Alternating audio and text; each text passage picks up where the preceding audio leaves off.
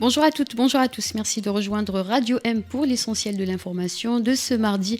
Et dans l'actualité, les trois ministres de l'énergie de l'Algérie, du Niger et du Nigeria, réunis hier à Abuja au Nigeria, ont convenu de lancer dans les plus brefs délais le projet du gazoduc transsaharien reliant les trois pays au continent européen sur une distance de plus de 4000 km. Une autre réunion tripartite est prévue fin juillet. Par ailleurs, dans une interview accordée au magazine allemand Der Spiegel, le ministre de l'Énergie, Mohamed Arkab, a affirmé que ce projet sera prêt d'ici 3 ans pour transporter entre 20 et 30 milliards de mètres cubes de gaz vers l'Europe. La Ligue algérienne de défense des droits de l'homme a appelé à des mesures d'apaisement avant quelconque dialogue politique.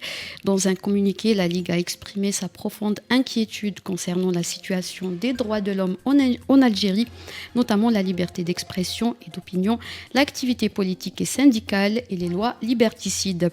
La Ligue a appelé à la libération des détenus d'opinion et l'arrêt des poursuites contre toute personne qui exprime son opinion. Elle a estimé que les mesures d'apaisement vont contribuer à encourager le dialogue politique, ce qui sera favorable au respect des droits fondamentaux.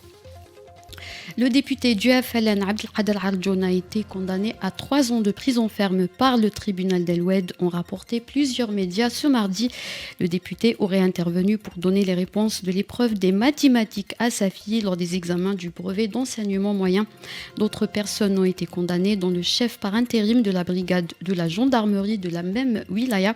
Ils ont été placés sous mandat de dépôt le 10 juin dernier. Au Mali, le chef de la transition malienne, le colonel Assimi Goïta, a décrété un deuil national de 3 jours à compter de ce mardi suite à l'attaque contre des civils dans la région de Bandiagara, au centre du pays. 132 civils ont été tués dans une attaque imputée à la Katiba du Massina dans la nuit du 18 au 19 juin. Par ailleurs, les forces du cercle de Bankas dans la même région entament dès ce mardi une désobéissance civile.